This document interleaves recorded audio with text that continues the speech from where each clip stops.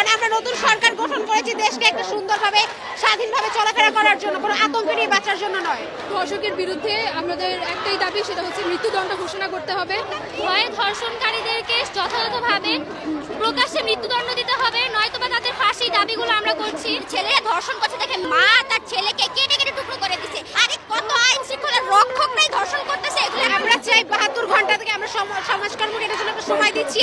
তারা হচ্ছে এই সময়ের মধ্যে ধর্ষককে ধরে ধরে ঠিক আছে ক্রস ফায়ার করবে, অথবা আমাদের যাদের বোনদেরকে ঠিক আছে ইফটিজিং করা হয় তাদেরকে, শোনা যাচ্ছে, যাদের ইফটিজিং করা হয় তাদের জন্য যেন যাবজ্জীবন কারাদণ্ড করা হয় এবং সমাজের মধ্যে যত ধরনের রাহাজানিগুলো রয়েছে সেগুলো থেকে মুক্তি দেওয়া হয়। ন্যায় দাবি আদায়ের জন্য যাতে এই চরম অন্যায়ের একটা শাস্তির ব্যবস্থা আনা হয়। কারণ আমরা নতুন সরকার গঠন করেছি দেশকে একটা সুন্দরভাবে স্বাধীনভাবে চলাফেরা করার জন্য, কোনো আতঙ্ক নিয়ে বাঁচার জন্য নয়। বাংলাদেশের আইন যথেষ্ট কঠোর, কিন্তু তা সত্ত্বেও হঠাৎ করে জানি না সমাজের মধ্যে কি দেখে গেছে। তো আমরা চাই এখন এই আইনকে আরো কঠোরভাবে আনা হোক যাতে এই ধরনের অন্যায় আর না হয়। অবশ্যই ব্যর্থতা না হলে এরকম হওয়া কখনো সম্ভব না। যদি আমরা মেইনলি ধর্ষণের কথা বলি, সেই ক্ষেত্রে আমরা দেখতে পাই যে ধর্ষক তাকে সেরকম কখনো শাস্তির আওতায় আনা হয় না। যদি তাদেরকে ওপেনলি এক ধরনের শাস্তির আওতায় আনা হয়, সেটা যখন মানুষ জনসম্মুখে দেখবে তখন সেই ভয়ে হলো কিছুটা হলে আইন আরো কঠোর হবে, মানুষ এই থেকে দূরে সরে আসবে। বর্তমানে শুরু হয়নি, আরো অনেক আগে থেকে, কিন্তু কখনো ওভাবে আইন নেওয়া হয়নি ধর্ষকের বিরুদ্ধে। এই জন্য যদি আগে কোনো আইন নেওয়া হতো তাহলে হয়তো আজকে এই অবস্থাটা আমাদের দেখতে হতো না। কিন্তু আমরা যদি এখন থেকে আমাদের স্বরাষ্ট্রমন্ত্রীর কাছ থেকে আমরা আশা করি যে আমরা ন্যায্য দাবি পাবো।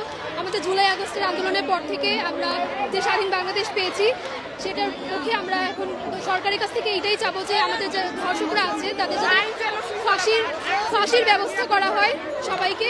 এবং সামাজিক যোগাযোগ মাধ্যমে আমরা অনেক সময় অনেক বিভিন্ন ধরনের পোস্ট দেখতে পাই যেগুলো হচ্ছে আমাদের আরও এগুলো করতে উৎসাহিত করে। তো ওগুলো থেকে আমরা সবাই যদি দূরে থাকি, সব মহিলা চেষ্টা করব। ধর্ষকের বিরুদ্ধে আমাদের একটাই দাবি, সেটা হচ্ছে মৃত্যুদণ্ড ঘোষণা করতে হবে।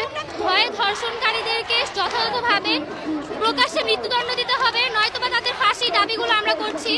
তো ধর্ষণকারীরা এখানে, আমার কথা হচ্ছে এখনো পর্যন্ত প্রশাসনের দৃষ্টি আকর্ষণ হচ্ছে না যে আমরা নারীরা কোথাও সেফ না। আমি কোনো জায়গায় নিরাপদভাবে রাতের বেলা একা বাসায় আসতে পারছি না। আমার কলেজের পর কোচিং থাকে, আমি সেখানে রাতের বেলা যে বাসায় আসবো, আমার গার্ডিয়ান আমাকে নিতে আসছে, আমি তো এটাই শিওর না যে আমার মা সেফ কিনা।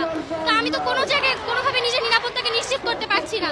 তো এই জন্য আমরা আমাদের দাবি নিয়ে আজকে এখানে আসছি যে হয় ধর্ষণকারীদেরকে প্রকাশ্যে মৃত্যুদণ্ড দেওয়া হোক, নয়তো ফাঁসি দেওয়া হোক, কিন্তু এই ব্যাপারটা প্রশাসনের দৃষ্টি আকর্ষণ করা উচিত।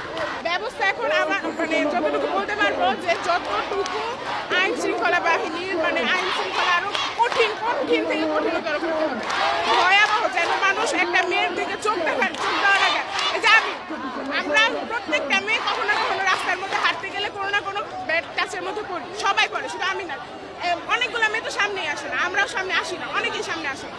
তো প্রত্যেকটা আইন শৃঙ্খলা বাহিনী, সরকার, সব জায়গা থেকে এইভাবে সিস্টেম করতে হবে যেন একটা মানুষ যখন একটা ছেলে যখন একটা মেয়ের দিকে তাকায় তখন যেন মনে রাখে যে আমার তো এরকম খারাপ চিন্তা করলে আমার ওইটা আমার এইটা হইতে পারে, এরকম একটা খারাপ চিন্তা ভাবনা আমার মাথায় আসলে যেন আমি ভয়টা পাইতে পারি, কি বলবো, ধারা ক্রিয়েট করতে হবে। পারিবারিকভাবে ছেলেদেরকে আমার শিক্ষা দেওয়া হচ্ছে না যে একটা মেয়েকে কিভাবে সম্মান করতে হবে, তাকে ধর্ষণ করলে পরিণতি কি হতে পারে। আমরা ইন্ডিয়ায় এমন অনেক নিউজ দেখা যাইতেছে, ছেলেরা ধর্ষণ করছে দেখে মা তার ছেলেকে কেটে